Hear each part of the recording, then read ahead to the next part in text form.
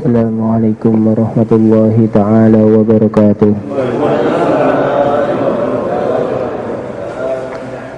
Bismillahirrahmanirrahim.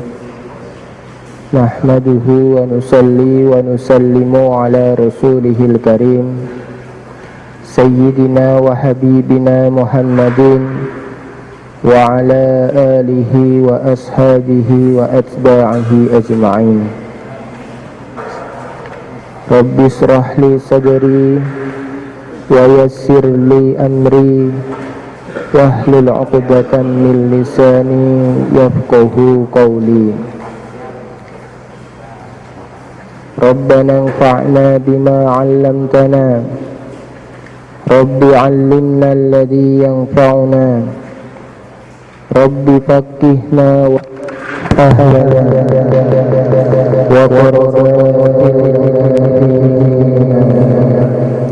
ma ahlil qadri unsa wa dzakar. Saudara sekalian rahimakumullah, alhamdulillah, pada kesempatan sore yang berbahagia ini lagi dan lagi Allah masih memilih kita menerima anugerahnya yang begitu besar, anugerah Allah subhanahu wa ta'ala berupa belajar agama. Allah subhanahu wa ta'ala telah menciptakan berbagai macam makhluk. Di antara makhluk-makhluk Allah subhanahu wa ta'ala yang paling dicintai adalah yang mulia baginda Muhammad sallallahu alaihi wasallam. Yang mulia baginda Muhammad sallallahu alaihi wasallam pergi wafat sowan kepada Allah subhanahu wa ta'ala, tidak meninggalkan untuk umatnya harta yang banyak, tidak, jabatan-jabatan keduniaan, tidak.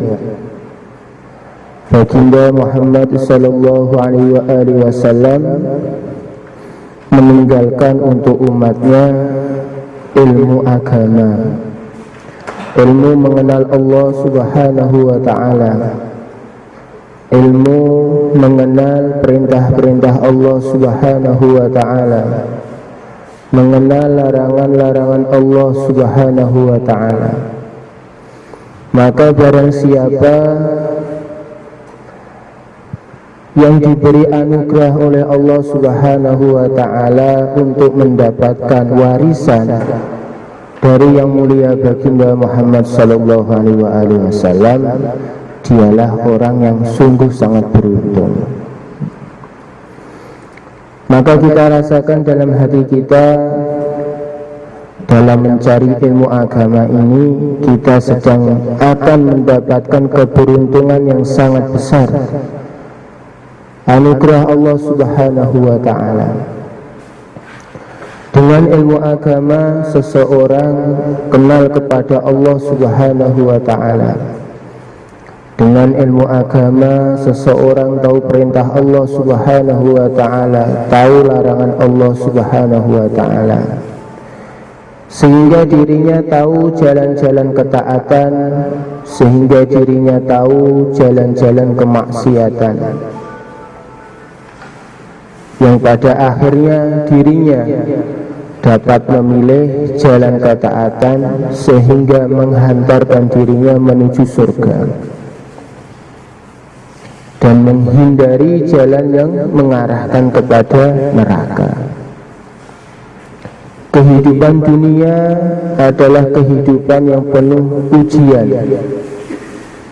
Dunia bukan tempat kesenangan yang hakiki, bukan tempat kegembiraan yang hakiki.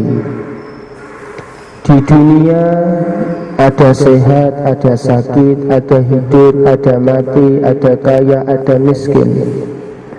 Ujian dunia juga bertingkat-tingkat. Akan tetapi bagaimanapun keadaannya, bila perjalanan seseorang menuju surganya Allah Subhanahu wa ta'ala, maka perjalanan tersebut adalah perjalanan yang indah.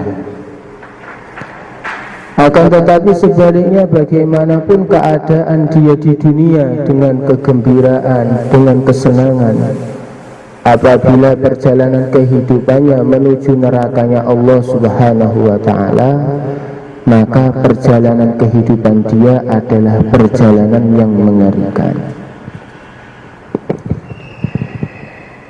Maka hadirin rahimakumullah,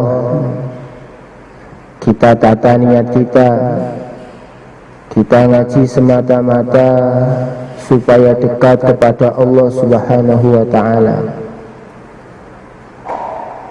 supaya Allah muliakan kita, supaya Allah pilih kita sebagai kekasih-kekasihnya,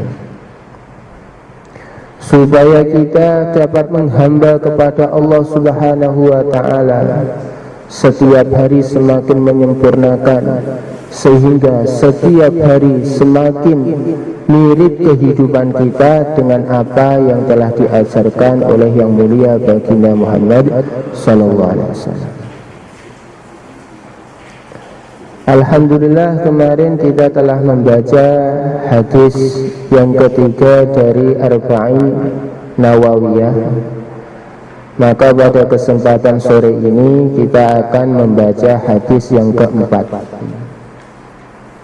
Dalam hadis yang ketiga kita telah membaca apa itu rukun Islam, tiang-tiang Islam, amalan-amalan pokok Islam, yang tidak ada seorang Islam pun yang menyelisihi amalan pokok ini tentang kewajibannya. Maka pada hadis yang keempat yang akan kita baca sebentar lagi ini, kita nanti akan mengambil pelajaran tentang sikap hati, perwujudan dari iman kepada takdir Allah Subhanahu wa ta'ala. Al-hadisur rabi'u, hadis yang keempat.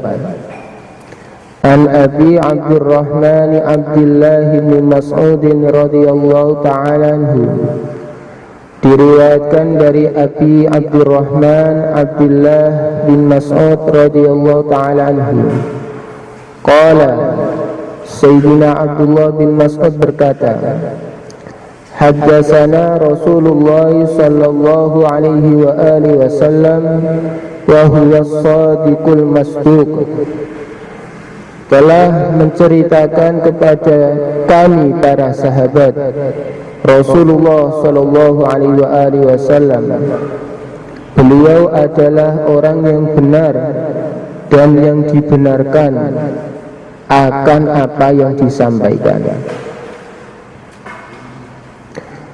Apa yang beliau sampaikan, inna ahadakum yujma'u khalquhu fi batni ummihi arba'ina yawman nutfat, summa yakunu 'alaqatan mislu dhalik, summa yakunu mudghatan misla dhalik.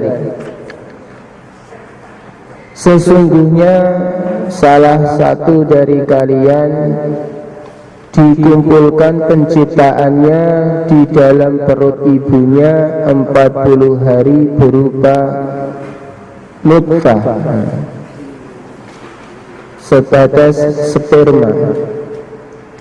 Summa yakunu 'alaqatan misla dhalik, kemudian dari nutfah sebatas sperma Allah rubah menjadi segumpal darah pada masa yang seperti itu pula, alias 40 hari. Summa yakunu mudghatan misla dhalik, kemudian setelah 40 hari berupa darah,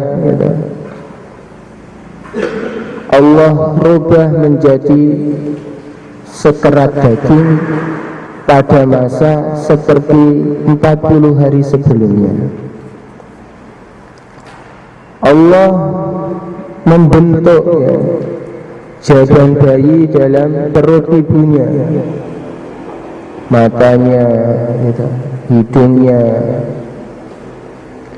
mulutnya, kepalanya, tangannya.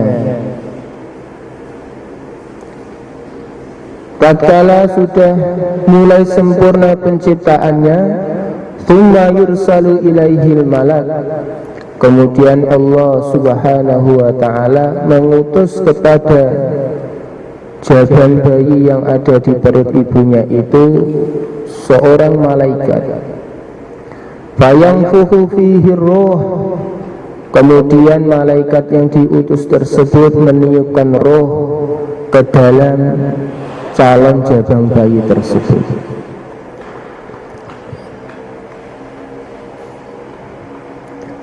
Maka malaikat dalam riwayat yang lain berkata kepada Allah subhanahu wa ta'ala, wahai Allah subhanahu wa ta'ala, apa yang engkau perintahkan kepada saya untuk urusan jaban bayi ini? Maka malaikat tersebut diperintahkan untuk mencatat 4 kalimat, 4 hal tentang jaban bayi tersebut. Yang pertama, bikadri rizkihi, malaikat tersebut untuk menuliskan rizkinya jaban bayi tersebut. Wa ajalihi, yang kedua menuliskan ajal tentang jaban bayi tersebut. Wa amalihi, yang ketiga untuk menuliskan tentang amalan jaban bayi tersebut. Amalannya amalan yang baik ataukah amalan yang buruk. Wa syaqiyun au sa'idun, juga menuliskan apakah jaban bayi tersebut akan menjadi orang yang celaka ataukah orang yang bahagia. Dari mana para malaikat mencatat rizkinya, mencatat ajalnya, mencatat perbuatannya?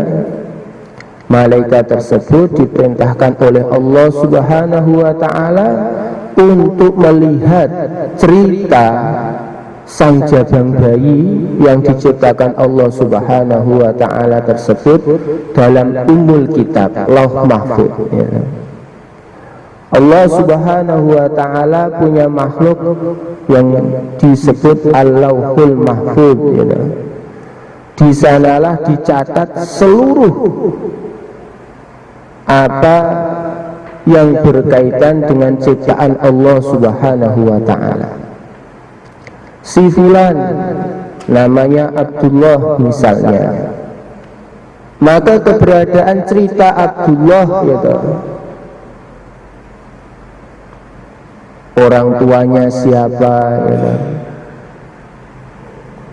kemudian dilahirkan di mana, sampai nanti mati di mana, amalannya bagaimana, cerita kehidupannya sudah tertulis di Al-Lauhul Mahfuz, Ummul Kitab.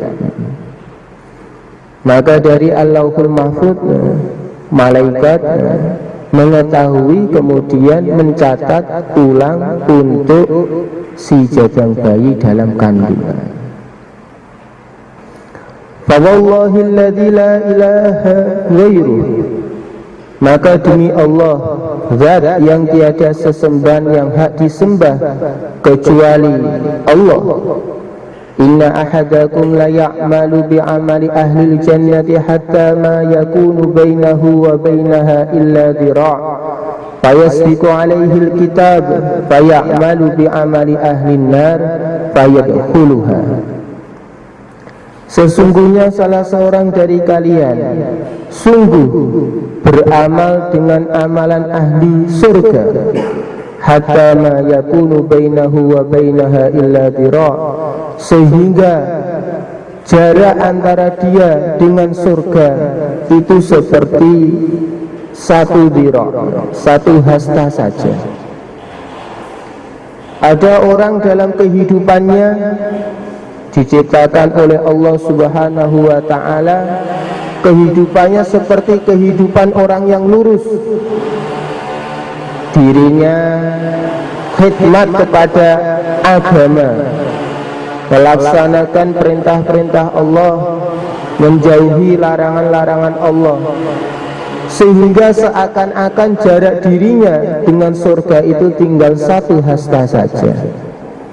Fayasbiqu alaihil kitab, tetapi takdir Allah telah ditetapkan, catatan telah ditetapkan untuk dirinya, yaitu dirinya menjadi ahli neraka.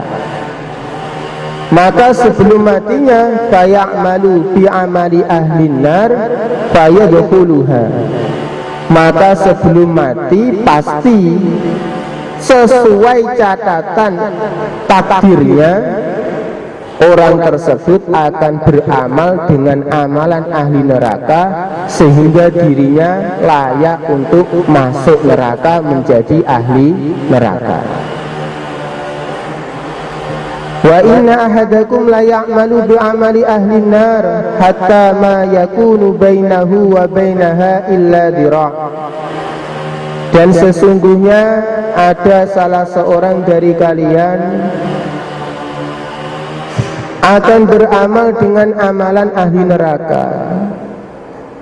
Cerita kehidupannya semula adalah orang-orang yang tidak berada di jalan yang lurus, sehingga kehidupannya itu seakan-akan dirinya dengan neraka sudah sangat dekat sekali, tinggal jarak satu hasta saja. Fayasbiqu alaihil kitab, tetapi dirinya telah dicatat oleh Allah Subhanahu wa ta'ala. Kalau dirinya dicatat oleh Allah Subhanahu wa ta'ala menjadi orang yang bahagia, menjadi penduduk surga, fayamalu bi amali ahlil jannah, maka sebelum mati pasti dia akan beramal dengan amalan ahli surga, fayadkhuluha, sehingga menjadikan sebab dirinya masuk surga. Rawahul Bukhari wa Muslim, hadis riwayat Imam Al-Bukhari dan Imam Muslim.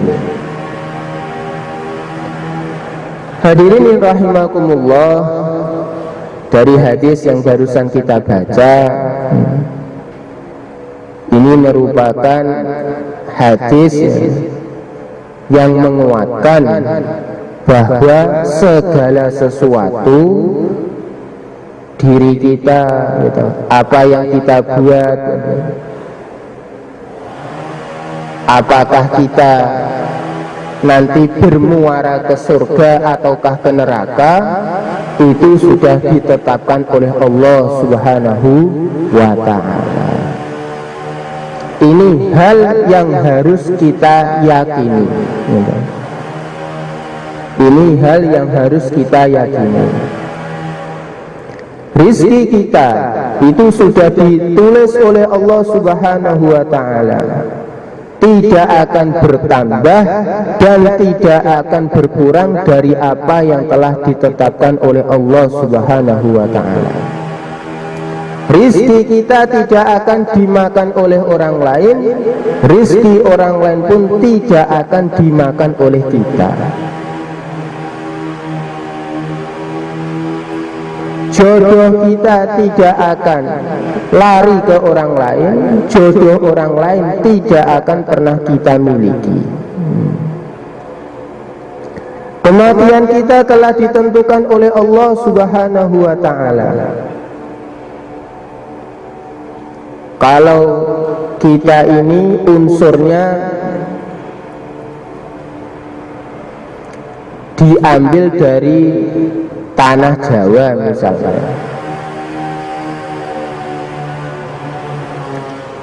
Dari tanah Jawa akan dikembalikan mati ke tanah Jawa pula. Maka meskipun kita itu 1 jam lagi mati, itu masih di Papua misalnya, tapi karena takdir kita itu matinya di tanah Jawa, maka dalam waktu 1 jam Allah Subhanahu wa ta'ala tetap akan memindah dirinya dari Papua ke Jawa. Kapan waktu kita, di mana tempat kita meninggal dunia, sudah ditetapkan oleh Allah Subhanahu wa ta'ala. Begitu pula amalan kita. Begitu pula amalan kita. Apakah kita akan mati husnul khotimah ataukah mati su'ul khotimah, itu pun sudah ada catatan takdirnya. Akan tetapi hal ini sekali lagi hal yang kita yakini, kita imani. Ini perkara gaib, kita tidak tahu. Lantas apa yang kita kerjakan? Rasulullah Shallallahu Alaihi Wasallam bersabda, "I'malu fa kullun muyassarun lima khuliqa lahu." Kalian buatlah amal. Kalian buatlah amal. Setiap orang akan dimudahkan menuju kepada takdirnya masing-masing. Kalau takdirnya itu ahli surga, maka akan dimudahkan buat amalan ahli surga. Kalau takdirnya ahli neraka, maka akan dimudahkan oleh Allah Subhanahu wa ta'ala buat amalan ahli neraka.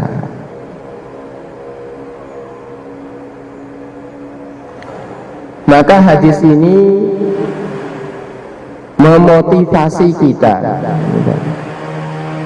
untuk punya harapan dan punya rasa takut kepada Allah Subhanahu wa ta'ala. Dalam hadis ini diceritakan ada salah seorang, bukan seluruhnya. Allah Subhanahu wa ta'ala menciptakan manusia, ada kalanya diciptakan hidup untuk khidmat agama, taat beragama, mati pun dalam keadaan husnul khotimah. Ada orang yang Allah ciptakan hidup untuk bikin kemungkaran, tidak taat agama, dan matinya pun su'ul khotimah, mati yang buruk. Akan tetapi yang ketiga, Allah menciptakan pula ada orang yang hidupnya ini bukan untuk khidmat agama, hidupnya itu penuh kemungkaran, tetapi menjelang matinya Allah mudahkan dia untuk tobat hingga matinya husnul khotimah. Begitu pula yang keempat, ada orang yang hidupnya taat beragama, tetapi menjelang kematiannya dirinya ingkar kepada Allah Subhanahu wa ta'ala, maksiat kepada Allah Subhanahu wa ta'ala, sehingga matinya su'ul khotimah. Secara umum Rasulullah Shallallahu Alaihi Wasallam sudah bersabda, "I'malu fa kullun muyassarun lima khuliqa lahu." Kalian buatlah amal, setiap dari kalian akan dimudahkan menuju takdirnya masing-masing. Amalan kita menjadi tanda kemana kita ditakdirkan Allah Subhanahu wa ta'ala. Secara umum seperti itu. Apabila orang selama kehidupannya itu taat kepada Allah Subhanahu wa ta'ala, ini tanda matinya nanti husnul khotimah, masuk surganya Allah Subhanahu wa ta'ala. Begitu pula sebaliknya, apabila seseorang dalam kehidupannya itu dipenuhi dengan kemungkaran, ini menjadi tanda dirinya akan mati su'ul khotimah, masuk nerakanya Allah Subhanahu wa ta'ala. Akan tetapi Allah Subhanahu wa ta'ala fa'alun lima yurid, tidak ada yang menghakimi Allah. Allah membuat sesuatu sesuai kehendak Allah. Secara umum seperti itu. Akan tetapi sesuai sabda baginda Rasulullah Shallallahu Alaihi Wasallam, akan ada sebagian orang meskipun kehidupan awalnya itu kelihatan tidak lurus, tetapi menjelang kematiannya Allah robah menjadi orang beriman, bertaubat menjadi orang lurus, mati husnul khotimah, masuk surganya Allah Subhanahu wa ta'ala.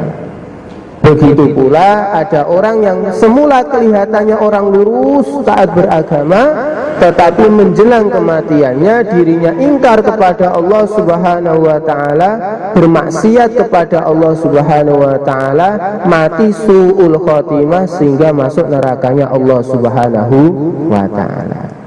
Sehingga hati orang yang beriman kepada takdir Allah Subhanahu wa ta'ala senantiasa berharap kepada Allah Subhanahu wa ta'ala. Harapan hanya kepada Allah Subhanahu wa ta'ala, bukan kepada amalan dirinya. Dirinya tidak bersandar kepada amalan yang telah dia buat. Amalan yang saya buat semata-mata melaksanakan perintah Allah Subhanahu wa ta'ala. Jika Allah kehendaki dari amalan yang selama ini saya taat kepada Allah bisa dirubah oleh Allah Subhanahu wa ta'ala, maka selain berharap dia takut kepada Allah Subhanahu wa ta'ala. Jangan sampai Allah rubah amalannya yang istiqomah dalam ketaatan, Allah rubah menjelang kematiannya. Maka doa orang yang percaya kepada takdir itu nanti selalu doanya itu penuh harap dan penuh takut kepada Allah Subhanahu wa ta'ala. Dengan amalan-amalan ketaatannya dirinya tidak merasa aman. Aku isuk wengi, saya sudah siang malam dalam ketaatan kepada Allah Subhanahu wa ta'ala. Wah, ini jelas saya pasti ke surga. Oh tidak. Justru orang yang percaya kepada takdir Allah Subhanahu wa ta'ala tetap ada rasa khawatir, gitu. Tetap ada rasa khawatir. Allah Subhanahu wa ta'ala kuasa, ya toh. Kuasa dari yang taat dirubah ingkar maksiat kepada Allah sebelum kematiannya, sehingga menjadikan dirinya layak masuk neraka. Maka sering kadang kita mendengar cerita Sayyidina Abu Bakar As-Siddiq radhiyallahu ta'ala anhu, ya toh. Kadang berbicara sendiri, Masya Allah, alangkah enaknya burung, hidup mati tidak ada urusan.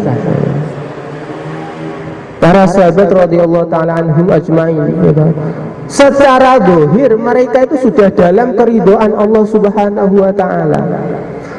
Tetapi justru ketika iman kepada takdir lurus adalah prakteknya sesuai hadis ini. Dalam hadis ini baginda Rasulullah Shallallahu Alaihi Wasallam bersabda, akan ada sebagian orang yang kelihatannya lurus tetapi menjelang matinya belok sebelok-beloknya hingga masuk neraka. Tetapi kita juga harus senantiasa berharap kepada Allah Subhanahu wa ta'ala. Allah Subhanahu wa ta'ala tidak butuh kepada amalan kita. Amalan kita bukanlah yang menjadikan diri kita masuk surga Allah Subhanahu wa ta'ala, tetapi hanya kasih sayang Allah Subhanahu wa ta'ala yang membuat kita ini masuk surganya Allah Subhanahu wa ta'ala. Kalau amalan kita ini ditimbang dengan nikmatnya Allah Subhanahu wa ta'ala, tidak ada apa-apanya, maka kita masuk surga semata-mata kasih sayang Allah Subhanahu wa ta'ala.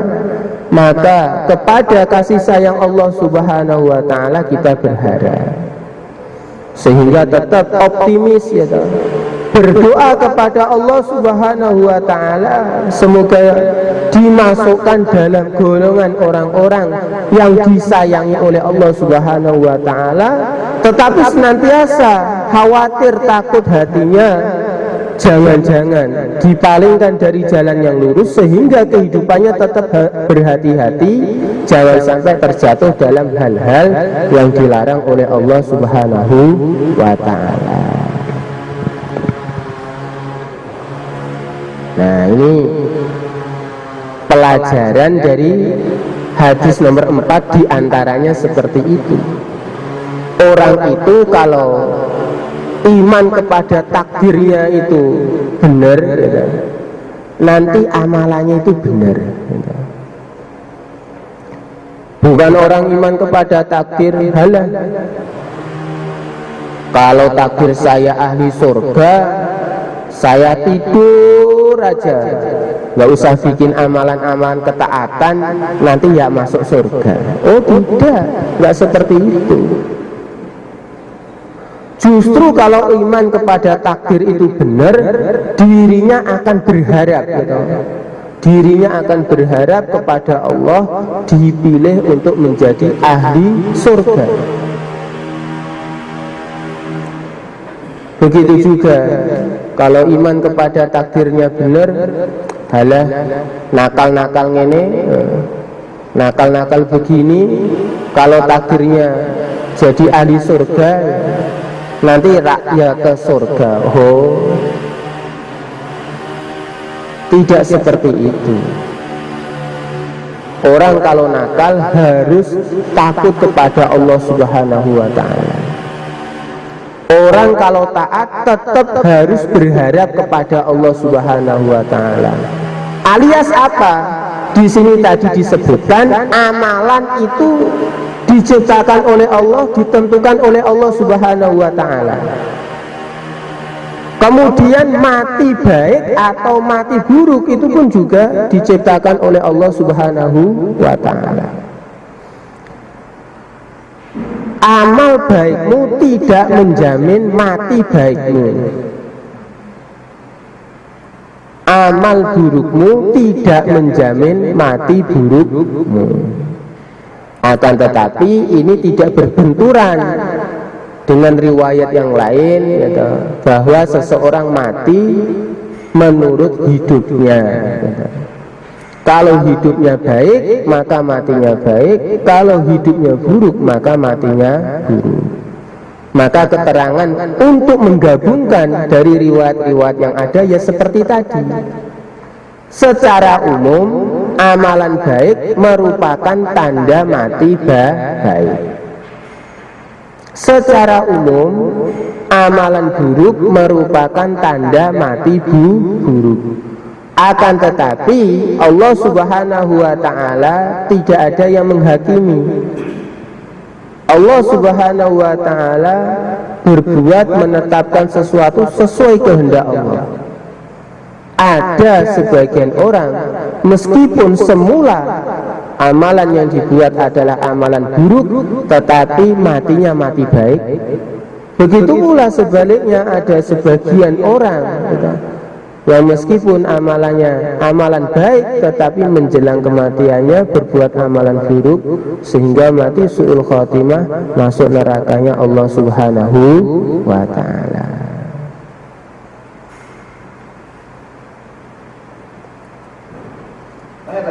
Kita bisa masuk surga kalau kita ditempatkan neraka dan masuk surga. Ini karena rahmat Allah, Iya, bukan amalan kita, tapi rahmat Allah. iya, seperti itu. Nah, terus buat apa kita beramal? Kita beramal sekali lagi itu melaksanakan perintah Allah. Gitu, melaksanakan perintah Allah. Tetapi, gitu, namanya iman ini kan ditingkatkan terus, gitu. Mutunya ditingkatkan terus, bobotnya. Jangan kita itu juga keliru, gitu. Nah, kalau semua sudah ada takdirnya, lantas firman-firman Allah, sabda-sabda Rasulullah bahwa orang yang tidak sholat, misal dalam hadis Rasulullah, orang yang tidak menjaga sholatnya akan masuk neraka, itu bagaimana? Makanya ya seperti itu tadi, kita tetap percaya dengan firman Allah, tetap yakin dengan firman Allah, tetap yakin percaya dengan sabda baginda Rasulullah SAW bahwa orang yang menjaga sholatnya dijamin surga, orang yang melalaikan sholatnya akan dimasukkan neraka. Kita yakin akan hal ini, kita yakin, gitu. Akan tetapi keyakinan kita tidak menjadikan diri kita itu gegabah, gitu, dan sembrono, gitu. Wah, kalau saya sedang sholat, ya mesti itu surga nih. Oh tidak, tetap harus ada rasa khawatir. Kalau saya belum mati membawa iman, saya tetap harus khawatir jangan-jangan masuk neraka. Begitu pula orang yang sedang dalam keburukan, gitu, nakal gitu. Iki nang Quran, nang hadis ini, orang itu kalau nggak sholat, gitu, nggak puasa, ke neraka.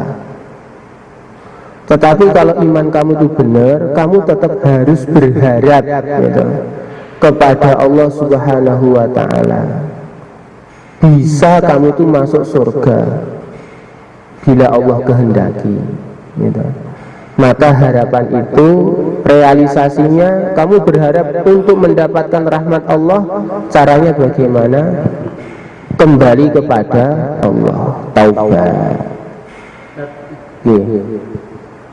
Bagaimana dengan ada hadis ini? Dikatakan ada manusia yang masuk surga paling akhir. Itu dikatakan orang tersebut tidak pernah berbuat kebaikan. Bagaimana?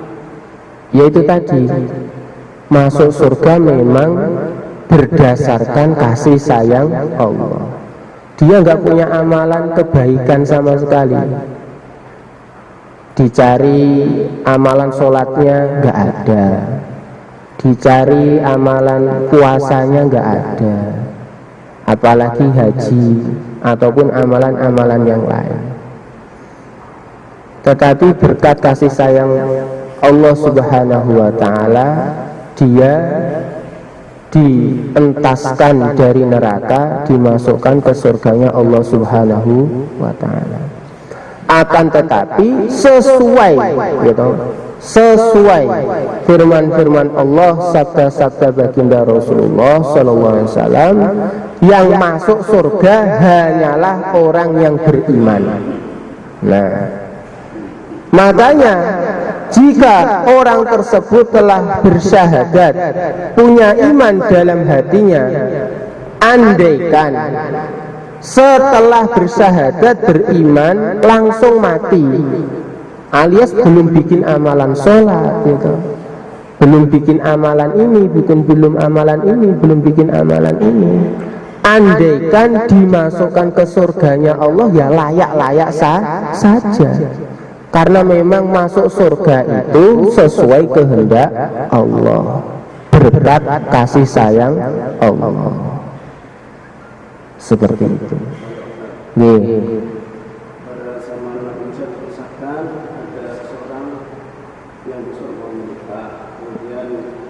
malaikat maut memberitahu bahwa orang itu besok akan mati.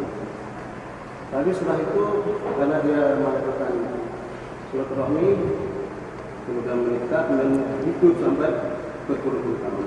Iya. Pertanyaannya, apakah takdir itu bisa berubah? Apa yang ditetapkan oleh Allah tidak akan berubah. Akan tetapi apa yang diketahui oleh makhluk itu bisa berubah. Malaikat itu juga makhluk. Gitu. Contoh-contoh untuk memudahkan gitu. Ketika kita baru membaca hadis yang nomor 4, kita jelas belum tahu hadis yang nomor 9 misalnya gitu. Ketika kita sedang mengkaji hadis nomor 4, kita tidak tahu hadis yang nomor 9. Ini makhluk gitu. Gitu.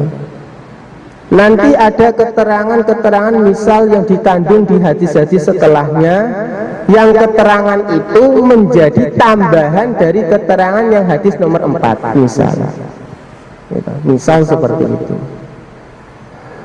Maka begitu pula malaikat gitu. Maka begitu pula malaikat. Malaikat itu makhluk Allah.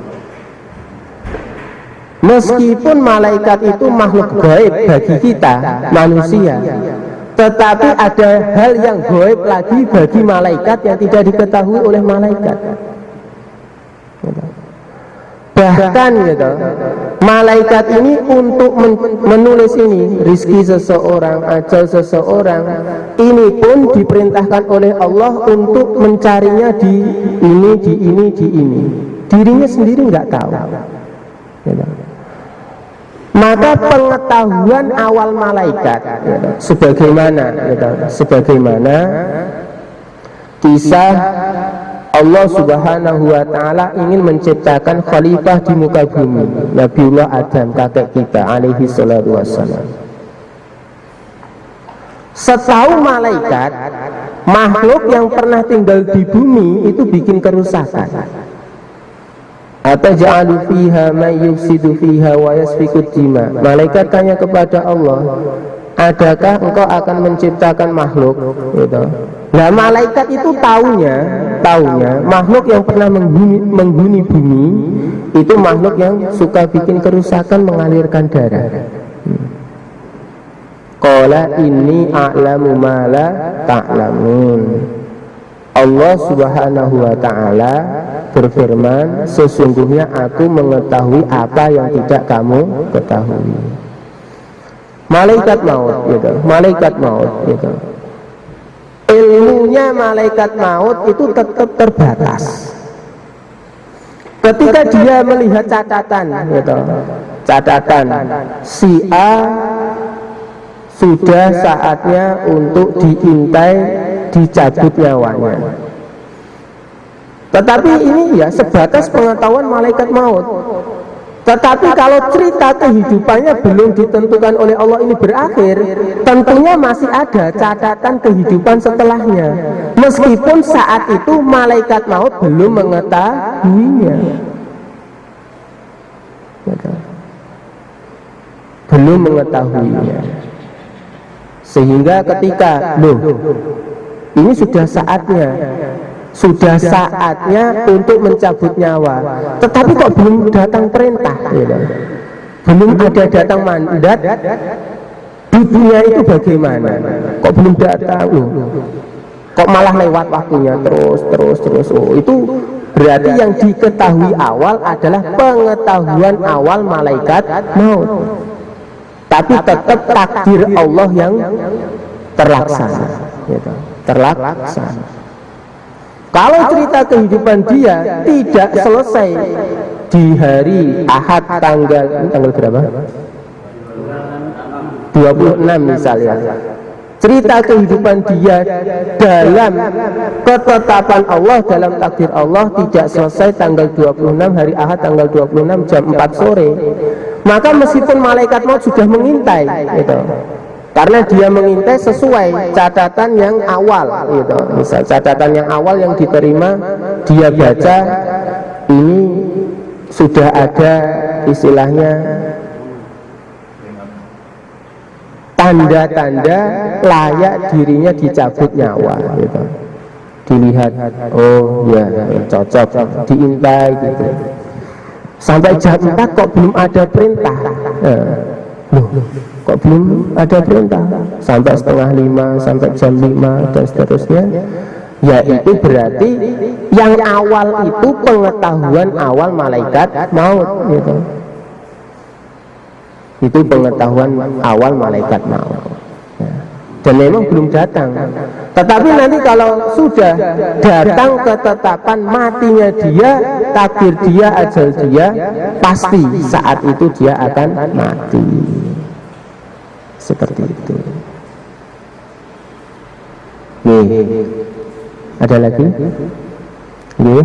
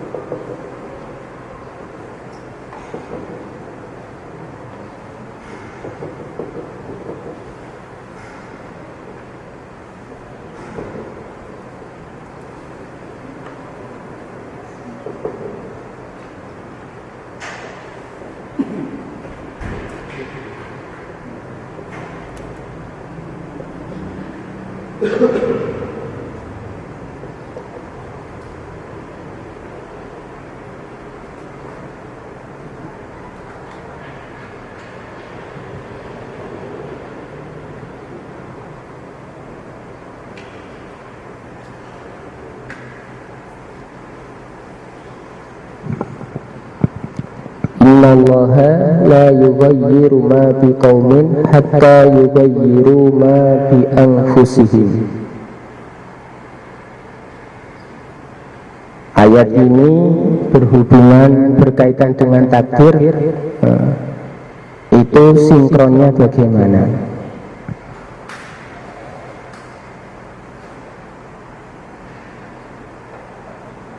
Di sebagian ayat yang lain, innallaha la yughayyiru nikmatan an'amaha ala qaumin.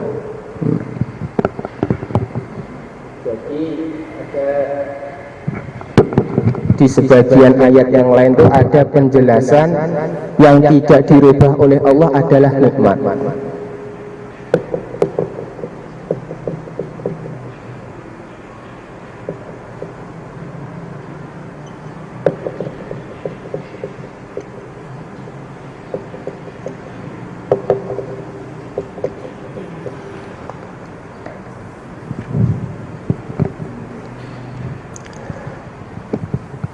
Sebetulnya ayat ini sama sekali tidak bertentangan dengan takdir. Sesungguhnya Allah tidak merubah kenikmatan yang Allah berikan atas suatu kaum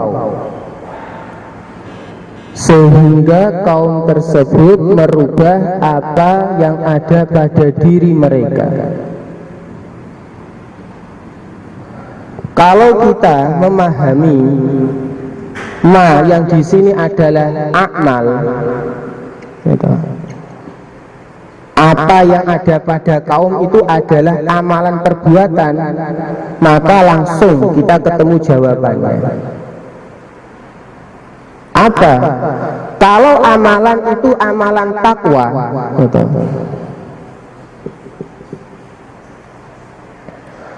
Sesuai ayat walau anna ahlal qura amanu wattaqau la fatahna alaihim barakat.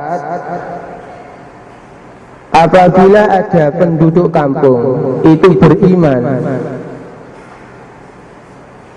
dan mereka bertakwa kepada Allah Subhanahu wa Ta'ala, niscaya Allah akan buka atas penduduk kampung tersebut barokah langit dan barokah bumi. Dengan amalan takwa Allah kasih nikmat. Allah kasih nikmat. Nikmat ini akan senantiasa Allah kasihkan kepada penduduk kaum tersebut selama penduduk kaum tersebut senantiasa bertakwa.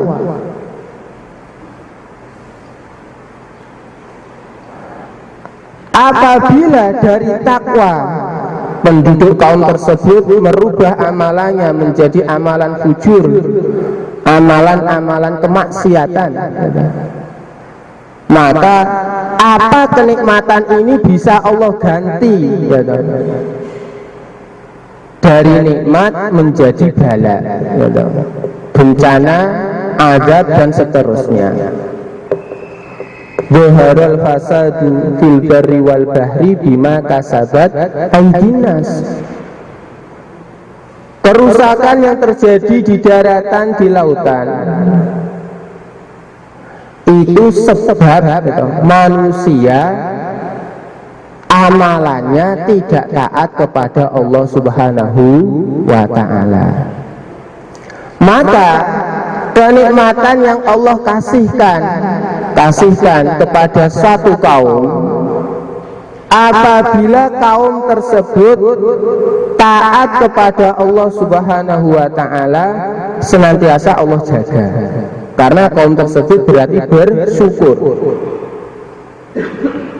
Akan tetapi apabila kaum tersebut tidak menjaga nikmat yang Allah kasihkan dengan bertakwa, dengan bersyukur kepada Allah, maka nikmat yang dikasihkan oleh Allah akan dirubah oleh Allah. Sakit dipaham? Perubahan satu kaum ini, kalau bahasanya tauhid, satu kaum amalannya kok berubah, yaitu takdir Allah. Kalau ini bahasa tauhid.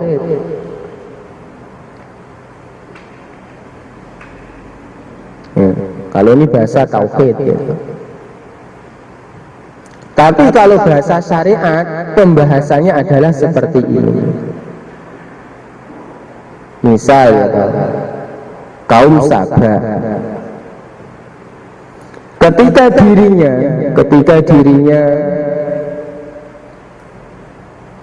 mendapatkan kenikmatan dari Allah Subhanahu wa Ta'ala, iklimnya bagus, gitu. Tanaman-tanamannya itu subur,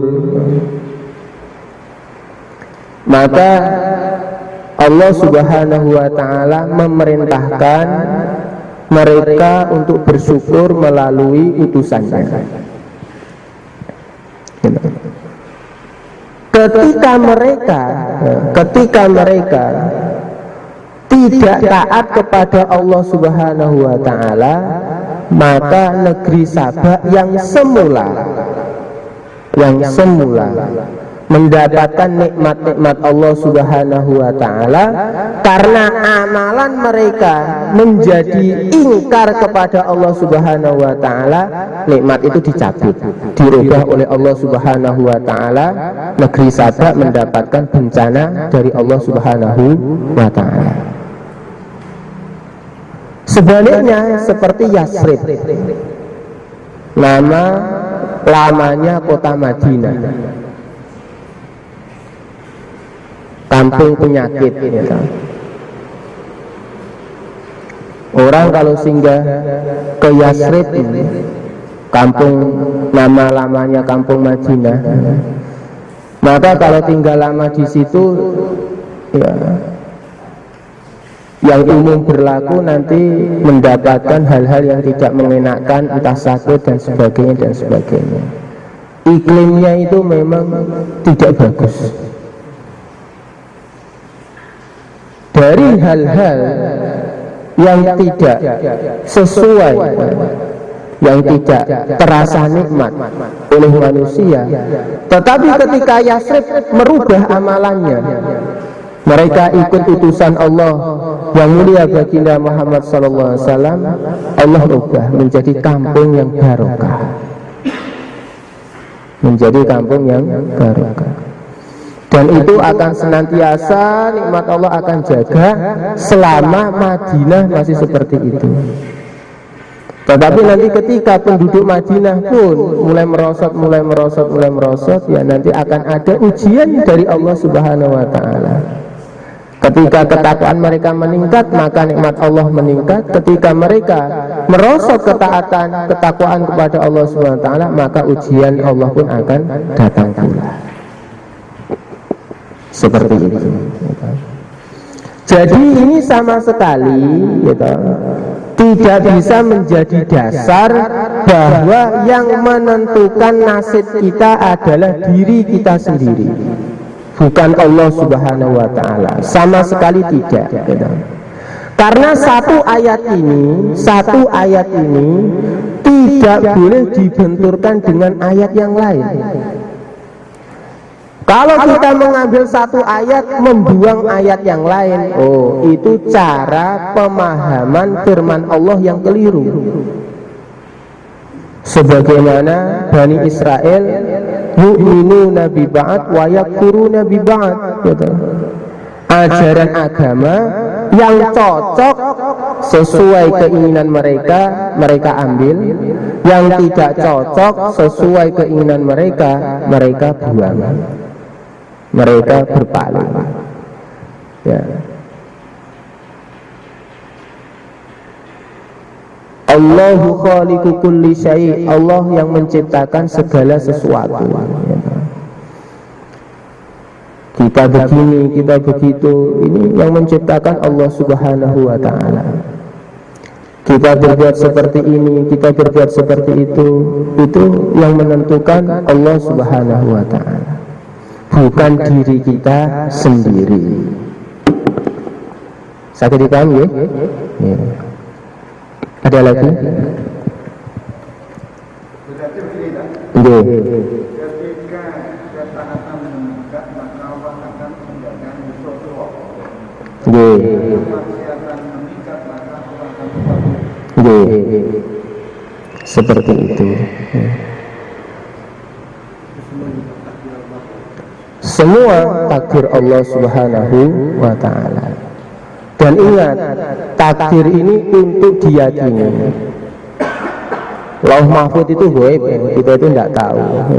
Jangankan lauh mahfud, malaikat yang bisa lihat sedikit catatan di lauh mahfud itu sendiri itu juga gaib dari kita. Allah Subhanahu wa Ta'ala dalam Al-Quran berfirman, Allamul ghuyub, Allah itu maha mengetahui hal-hal ghaib. Ghaibun, ghaibani, ghuyub. Hal ghaib itu bukan sekedar satu. Ada hal ghaib yang menurut makhluk ghaib pun hal itu ghaib dari dirinya. Kalau jin ditanya, jin itu sudah gaib dari kita. Tapi kalau jin ditanya matimu kapan, dirinya juga nggak tahu. Jin pun tanya malaikat, malaikat pun juga gaib dari jin. Kapan mati saya juga nggak tahu. Kalau kamu sudah datang saatnya mati, pasti nanti akan datang perintah Allah kepada saya, malaikat maut, untuk nyabut nyawa kamu. Matinya kamu itu bukan di tangan malaikat maut, tapi ketetapan Allah Subhanahu wa Ta'ala. Ada lagi? Ini belajar dari misal melihat tetangga yang belum masjid, belajar untuk mengajak tapi beliaunya menjawab begini, ini hidayah, ini masalah hidayah. Nggih. Jadi nggak bisa dipaksa, nggak bisa diajak. Nggih. Takdir, kalau memang sudah takdirnya, sudah hidayahnya Allah berikan, walaupun nggak sampai ajak, nggak sampai ingatkan, Nggih. ini pasti saya datang ke masjid, saya sholat. Nggih. Buktinya orang yang suaminya taat, istrinya belum taat banyak. Nggih. Ini seolah-olah kalau saya baca ini bahasa hakikat. Nggih. Nah ini bagaimana saya Bagaimana menanggapinya? apa perlu saya debat apa selesaikan dengan doa?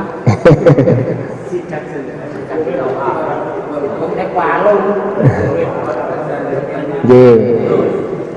Kita dakwah itu bukan mau merubah orang. Jadi kita berangkat dakwah ini, kita sendiri harus membawa keyakinan yang lurus. Yang merubah orang itu bukan kita. Itu harus. Kalau kita nggak bawa keyakinan yang lurus ini, nanti stres. Nanti stres.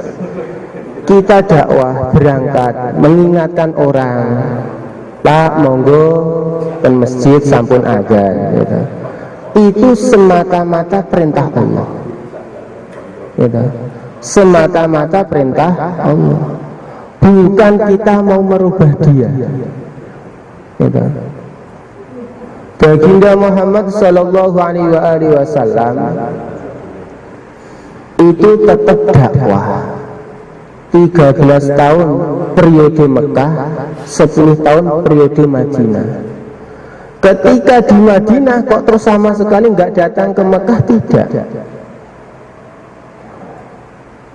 Meskipun Baginda Muhammad itu, sebagian orang Mekah itu sampai Baginda Muhammad diturunkan wahyu seperti surat Al-Lahab bahwa Abu Lahab itu nanti pasti masuk neraka, karena itu sudah firman Allah Subhanahu wa Ta'ala. Tetapi Baginda Muhammad dia tetap aja dakwah. Kenapa? Dakwah ini perintah Allah. Dakwah ini perintah Allah. Kalau dia menjawab, kalau dia menjawab urusannya hidayah, Pak, nggih, itu urusan jenengan, urusan kula melaksanakan perintah Allah. Ngoten mawon, Saya melaksanakan perintah Allah. Urusan hidayah bukan urusan kula, Yang memberi hidayah hanya Allah Subhanahu wa Ta'ala, Ngajak sholat bukan karena kita ingin merubah supaya orang dari nakal menjadi baik, tidak. Tetapi kenapa kita mengajak sholat? Keluarga kita ajak sholat. Wa'mur ahlaka bisolat, perintah Allah dalam Al-Quran seperti itu. Keluargamu yo jaeng sholat, kan gitu. Nggih. Nggih.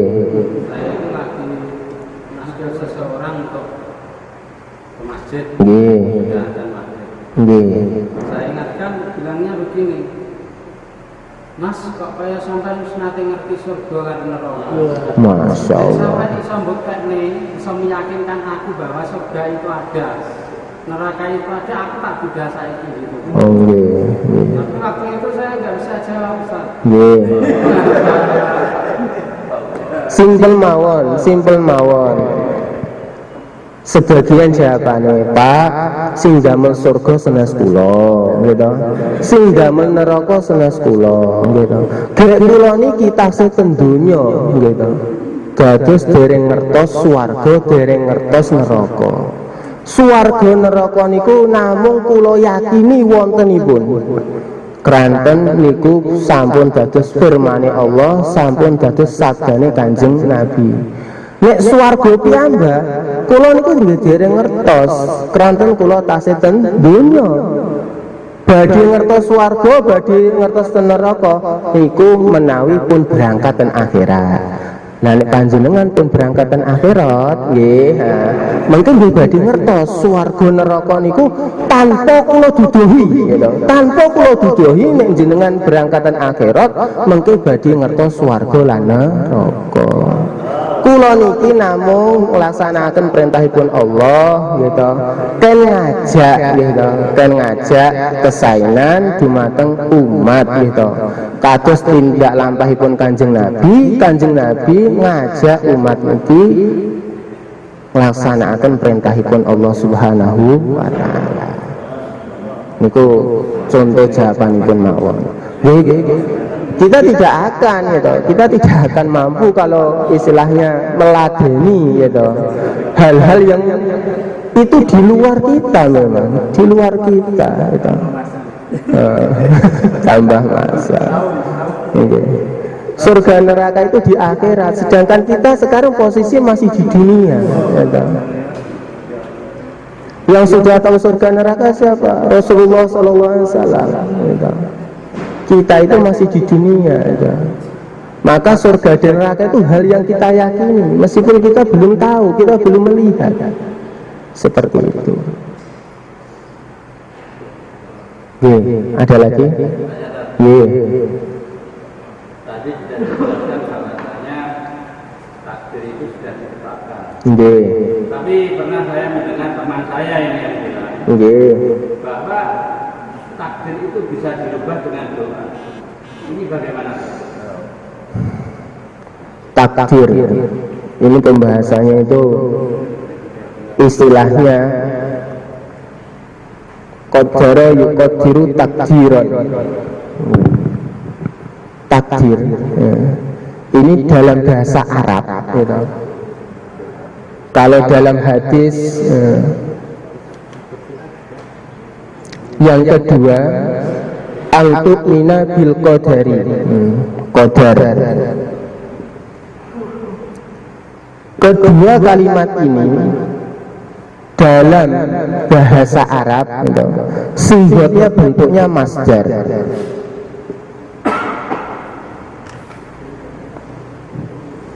Ini sebetulnya kalau penjelasannya terlalu panjang lebar ini kan mungkin terlalu jauh ya. Tapi ini sekedar gambaran gitu. Takdir itu nanti pemahamannya bagaimana.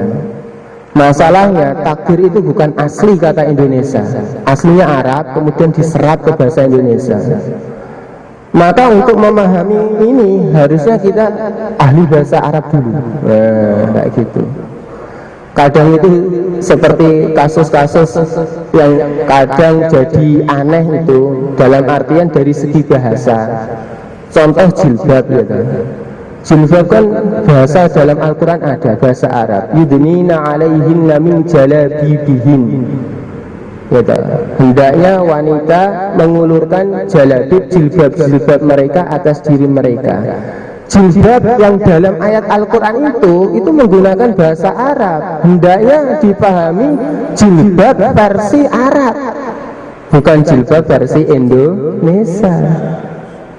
Ini salah satu contoh aja, sedikit selingan. Nah, bentuk masdar gitu. Bentuk masdar ini ada kalanya maknanya itu bisa dialihkan ke seperti sigot isim fa'il ataupun isim maf'ul. Sebenarnya penjelasan saya ini lebih nanti akan jauh, mungkin ringkasnya bagaimana Pak Ustaz. Jadi begini ringkasnya, kalau Bapak ditanya gitu, cerdas itu takdir, maka Bapak akan jawab takdir. Bodoh itu takdir, itu takdir. Maka mintalah takdir yang baik dan mintalah perlindungan, mintalah dijauhkan dari takdir yang buruk. Melihat kepada apa? Sesuatu yang telah diciptakan Allah itu takdir Allah semua. Tetapi bukan bermakna apa yang ditetapkan oleh Allah kepada kita, kita nanti bisa menangkisnya dengan amalan kita sendiri.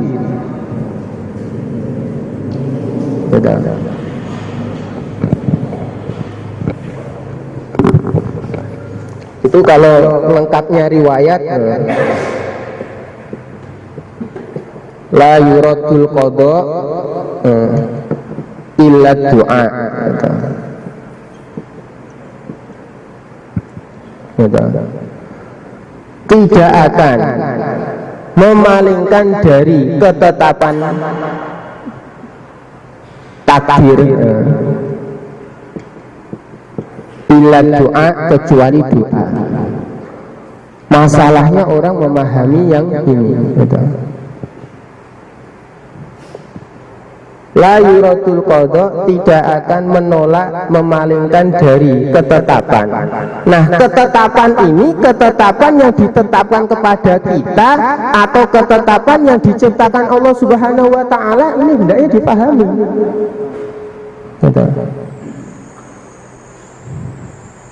Sehingga tidak bertabrakan dengan ilah doa. Ini mesti doa ini maksudnya amalan kita, doa gitu. Doa kita, amalan kita, akmaluna, amalan kita. Doa ini maksudnya ya amalan kita, doa.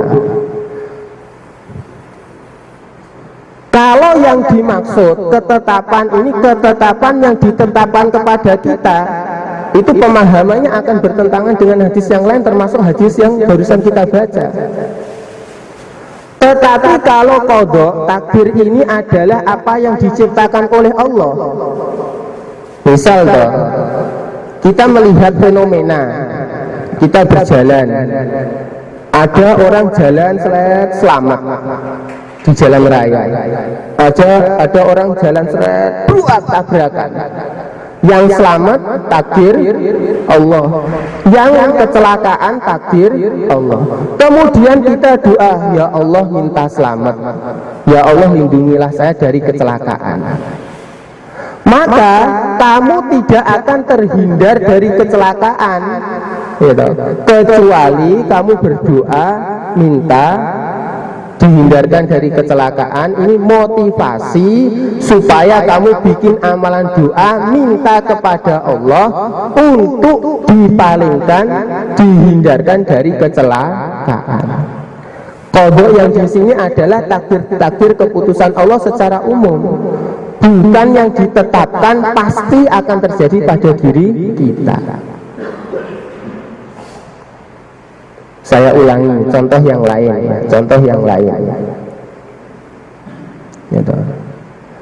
Ada kita melihat orang cerdas, ada orang yang tidak cerdas, bodoh. Yang cerdas takdir Allah, gitu. Yang bodoh takdir Allah. Maka kita minta, ya Allah jadikan anak saya anak-anak yang cerdas sehingga mudah memahami perintah-Mu. Gitu. Jangan jadikan anak saya anak-anak yang bodoh yang tidak bisa memahami perintah-perintah-Mu. Gitu. Maka amalan doa ini akan menyebabkan Anda terhindar dari keputusan Allah yang Anda lihat, tetapi bukan yang pasti ditetapkan untuk Anda. Karena yang Anda lihat itu juga takdir. Bisa dipaham? Kayak gitu. Tapi kesimpulannya, saya menangkap ketika satu contoh ada seorang yang bodoh. Ini oleh Allah SWT sudah ditentukan bahwa dia sebenarnya jadi orang pandai. Maka yang bodoh tadi berdoa, ya Allah pandaikanlah saya. Maka pelan tapi pasti orang tadi jadi pandai. Ini takdir ya. Tetapi ketika doa tadi tidak dipenuhi, berarti dia juga ditakdirkan sebagai orang yang bodoh.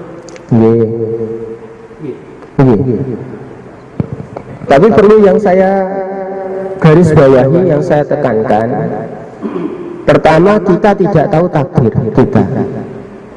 Saya jadi misal 10 tahun ke depan saya semakin alim atau saya malah hina, gitu. Hilang ilmu agama saya, misal ini contoh saja, saya nggak tahu.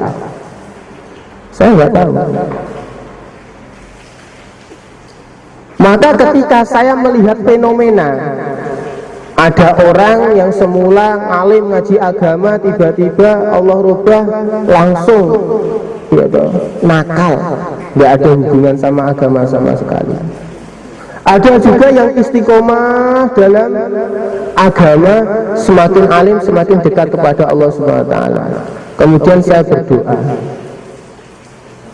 Saya doa minta dijaga oleh Allah. Saya berdoa semoga dipalingkan dari takdir-takdir yang sudah ditetapkan oleh Allah, yang buruk-buruk itu. Maka tetap yang berlaku adalah takdir Allah ke atas diri saya apa, itu sudah ada. Dan ini saya tidak tahu. Tapi tetap saya yakin saya ini ciptaan Allah. Apa yang berlaku atas saya itu sudah ditetapkan oleh Allah. Nah kamu kalau berdoa, ya ini perintah Allah. Doa itu ada akibatnya enggak? Kalau Allah bersabda, barang siapa yang beramal kebaikan pasti akan melihat hasilnya, pasti itu akan terjadi. Barang siapa yang berbuat keburukan pasti akan melihat hasilnya, itu pun pasti akan terjadi. Karena apa? Percaya kita kepada firman Allah, bukan kita, amalan kita yang menentukan masa depan, nasib dan sebagainya, bukan. Tetapi karena kita percaya apa yang difirmankan oleh Allah pasti akan terjadi. Maka dalam cerita tadi, kalau orang bodoh kemudian minta dikasih ilmu oleh Allah, akhirnya jadi alim, bodoh dia itu ketetapan Allah, berdoa dia ketetapan Allah, alim dia juga ketetapan Allah. Andaikan dia bodoh, itu ketetapan Allah, dia berdoa, itu ketetapan Allah, kok tetap bodoh, itu juga ketetapan Allah.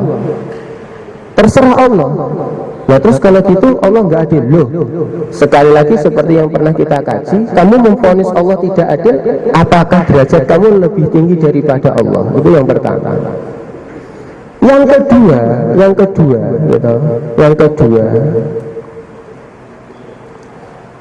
Allah Subhanahu wa ta'ala memerintahkan doa, memerintahkan doa itu akan diijabah oleh Allah.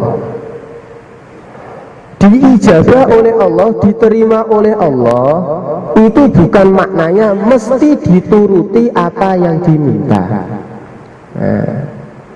Ingat ya, makna diijabah oleh Allah belum tentu dituruti apa yang diminta.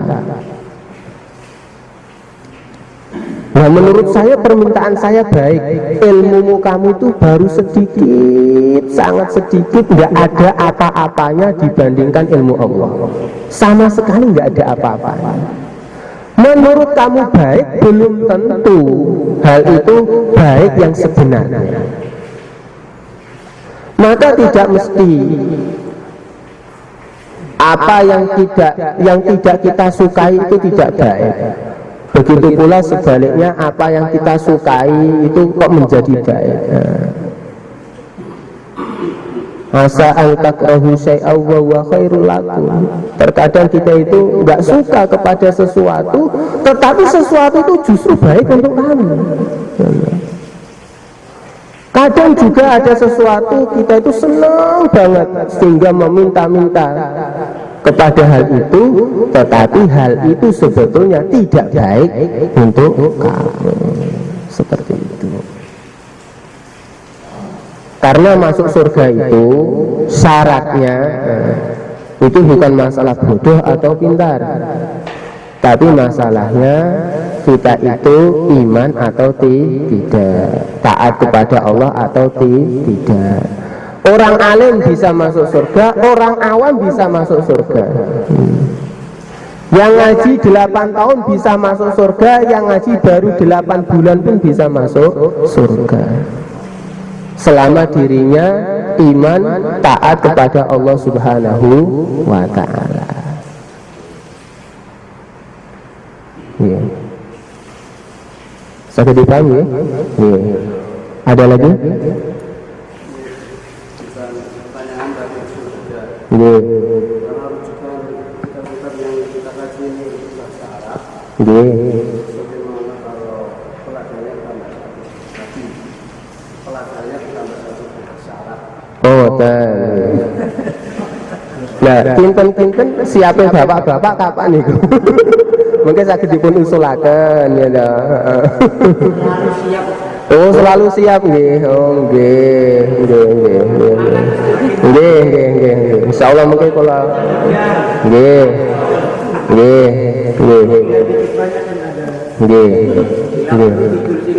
Oh, nggih. Monggo, Bapak. Nggih.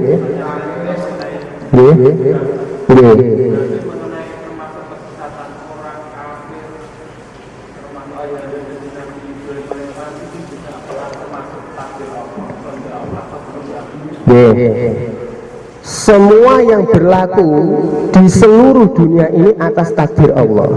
Tapi ingat, sekali lagi ingat, apa yang dikehendaki oleh Allah dengan apa yang diperintahkan oleh Allah itu dua hal yang berbeda. Ya, saya contohkan.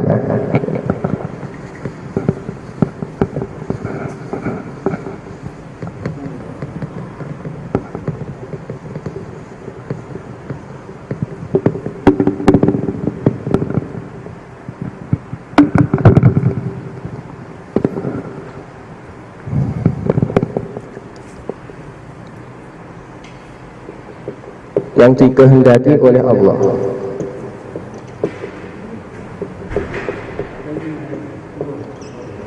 Kemudian ada perintah Allah.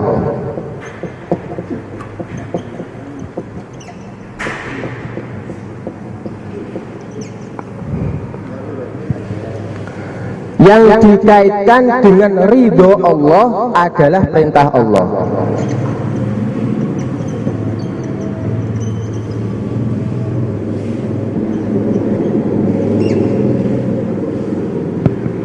Perintah Allah itu apabila dilaksanakan, orang yang melaksanakan akan dapat ridho Allah. Beda dengan kehendak Allah. Contoh.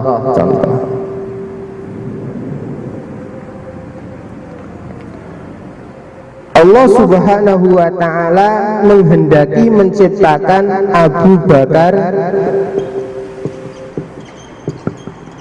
dan Abu Jahal.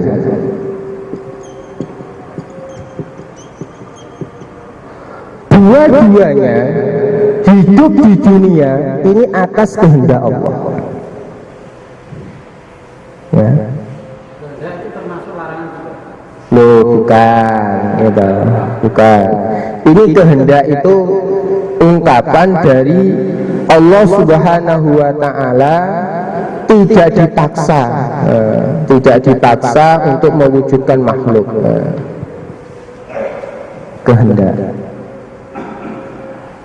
Allah Subhanahu wa ta'ala menurunkan perintah kepada dua-duanya untuk beriman.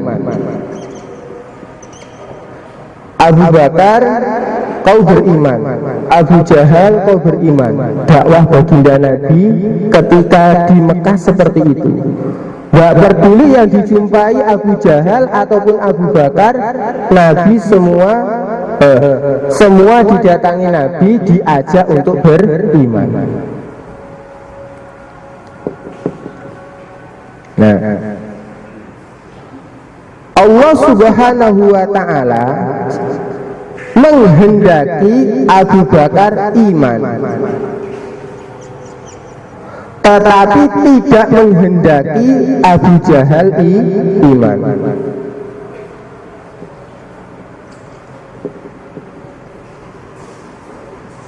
Abu Bakar dapat ridho Allah, Abu Jahal dapat murka Allah.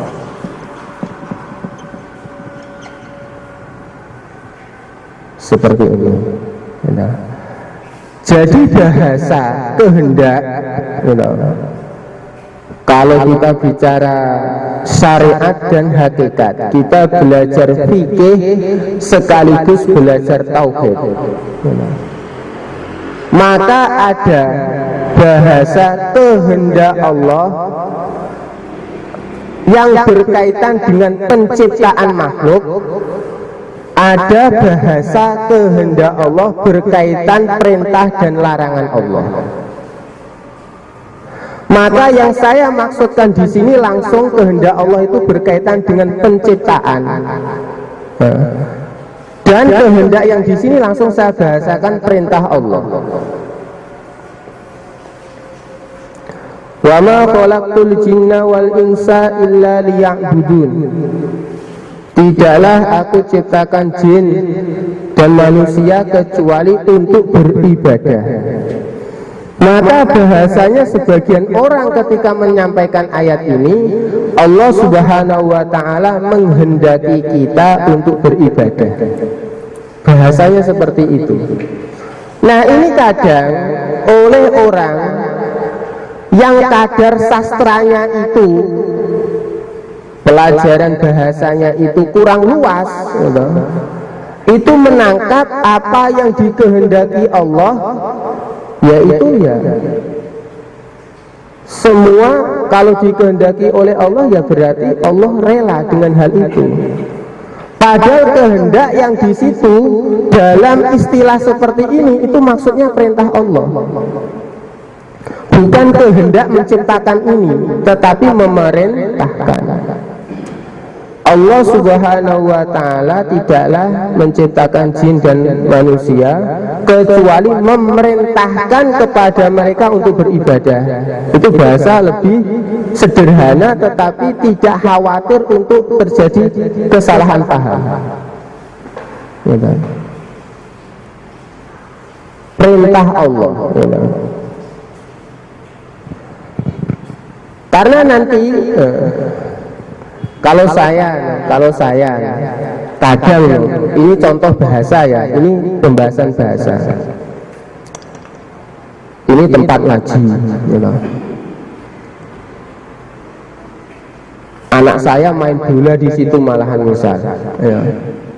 Kadang bahasa ini orang Jawa biasa ini, yo le terusno yo babalan yo sak walehe ya toh disadui kocone ben pecah kabeh lan sak panunggalan. Bentuknya perintah. Omongan saya bentuknya perintah. Ya toh. Tetapi yang dikehendaki di sini bukan hakikat perintah itu sendiri. Justru ini ancaman larangan jangan melaksanakan hal itu. Maka terkadang inilah yang kadang itu jadi dilema, gitu. Untuk secara bahasa, makna dari kehendak Allah orang itu terkadang terjadi hal yang simpang siur. Bukankah ibadah ini hal yang dikehendaki oleh Allah? Iya, memang dikehendaki oleh Allah. Berarti kalau orang itu kufur itu kan juga dikehendaki oleh Allah. Ya memang dikehendaki oleh Allah. Tapi ini bahasa kehendak yang dikaitkan dengan penciptaan. Adanya Nabi, jangankan Abu Jahal dan Abu Bakar, adanya Nabi Adam, adanya Iblis itu dikehendaki oleh Allah. Tetapi kalau bahasa Anda kehendak itu mesti terjadi, kehendak itu mesti diridhoi oleh Allah, nanti ketika bahasanya perintah Allah untuk sujud kepada Nabi Adam, nanti kalian akan mendapatkan kerancuan bahasa. Loh, Iblis itu kan dikehendaki oleh Allah untuk sujud, sebetulnya bukan dikehendaki, diperintahkan lebih tepat. Betul. Kok Iblis nggak sujud? Kok dapat murka Allah? Oh, itu kehendak itu maksudnya adalah perintah Allah. Maka kalau orang beralasan saya ini nyolong itu dikehendaki oleh Allah, ya memang dikehendaki oleh Allah. Urusan kata kehendak dihubungkan dengan takdir, tetapi tidak dikehendaki oleh Allah kalau maknanya kehendak adalah perintah Allah. Sehingga kalau kamu tidak melaksanakan kehendak Allah, maksudnya kehendak itu adalah perintah Allah, kamu tetap layak dapat murka Allah sebagaimana Iblis. Mungkin ini agak ruwet ya. Nah, ini kaitannya masalah sama bahasa ya. Makanya dulu Romo yang Uzairon itu selalu mengingatkan kepada santrinya, gunakan bahasa yang lugas, yang sekira orang itu nanti tidak salah paham. Maka sudah mulai itu kalau santri itu menyampaikan sesuatu itu, bahasa antara kehendak Allah itu diistilahkan, kalau kehendak Allah itu tentang sesuatu wujud dan tidaknya. Sesuatu itu, nah itu bahasanya kehendak Allah. Jadi tentang masalah wujud dan tidaknya makhluk, nah, itu kehendak Allah. Nah, itu kaitannya sama itu. Kalau ini kita itu ibadah bukankah dikehendaki oleh Allah? Itu bukan bahasa, bukan menggunakan kehendak lagi. Kalau kita dulu arahan Romo Uzairon menggunakan bahasa perintah. Nah, kita itu ibadah itu perintah Allah. Kita itu dakwah perintah Allah. Seperti itu. Untuk mengurangi kesalahpahaman itu tadi. Karena banyak orang ya bahasanya kehendak-kehendak itu tadi, sehingga kalau setiap yang dikehendaki oleh Allah itu ridho Allah, oh belum tentu. Kalau kehendak Allah yang ini mewujudkan dan tidak mewujudkan sesuatu, tidak berkaitan dengan ridho dan murka Allah. Yang berkaitan dengan ridho dan murka Allah masalah kehendak alias perintah Allah. Di sini letaknya. Nah, kadang orang mengkaitkan ini dengan ini, keliru, nggak nyambung. Nggak nyambung. Kehendak di sini kehendak mewujudkan dan tidak bahasanya. Allah mewujudkan Nabi Adam, diridhoi Allah. Allah mewujudkan iblis, dimurkai oleh Allah.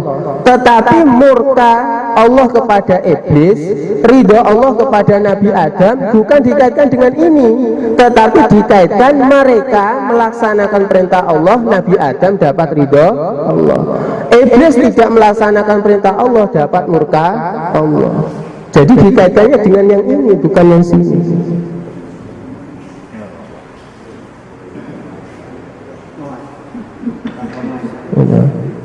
Tambah masa.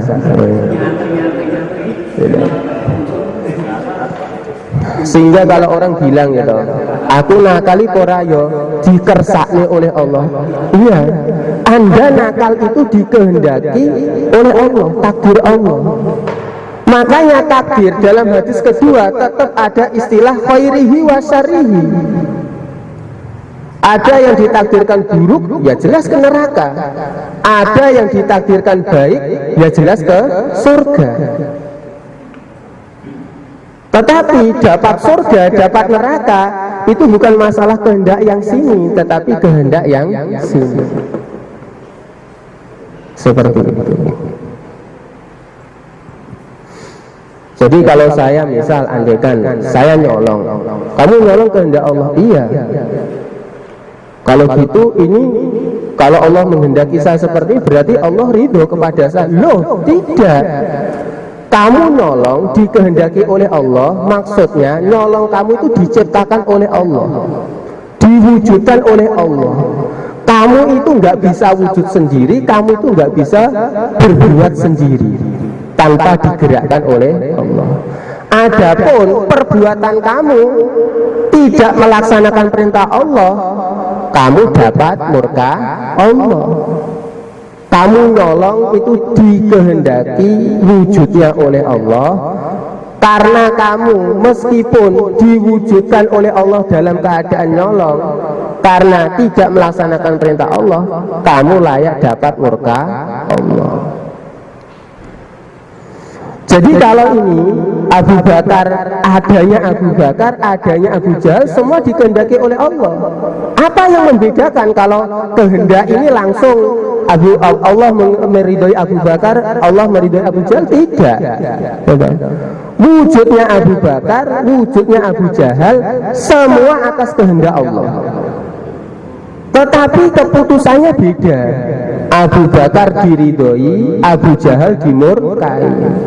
Berarti tidak dikaitkan dengan kehendak yang ini, tetapi diridhoi sebab melaksanakan kehendak alias perintah Allah. Kehendak yang bagian sini, bukan yang bagian sini. Dirinya Abu Jahal gitu, dimurkai oleh Allah sebab tidak melaksanakan kehendak Allah alias perintah Allah. Kehendak yang bagian sini. Tetapi ini langsung saya istilahkan, ini perintah, yang ini kehendak, untuk membedakan gitu. Dulu sudah dinasihati sama Romo Uzairon karena bahasa ini sering orang awam itu kabur gitu, pemahamannya seperti itu. Sakit dipaham ya? Jadi ridho dan murka Allah dikaitkan dengan perintah dan larangan Allah gitu. Kalau kehendak mewujudkan tidak berkaitan dengan ridho dan murka. Abu Bakar diwujudkan oleh Allah kehendak Allah. Abu Jahal diwujudkan itu juga dikehendaki oleh Allah. Kalau dua-duanya wujudnya dikehendaki Allah, apakah dua-duanya diridhoi oleh Allah? Dilihat dulu. Abu Bakar melaksanakan perintah Allah, diridhoi oleh Allah. Abu Jahal tidak melaksanakan perintah Allah, dimurkai oleh Allah. Sakit dipaham ya? Mungkin-mungkin Allah paling paham ya. Mungkin-mungkin Allah tampi. Bagusakan asbab kesainan, turunipun hidayah, tertutupun keawonan saking diri kita, keluarga kita, keturunan kita, sederek kita, kerabat kita, tetangga kita, rencang-rencang kita, sederek kita, ahli kampung kita, umat seluruh alam. Monggo kita tutup dengan doa kifaratul majlis. Subhanallah hamdi, subhanakallahumma wa hamdika, asyhadu an la ilaha illa anta, astaghfiruka wa atubu ilaik. Assalamualaikum warahmatullahi wabarakatuh.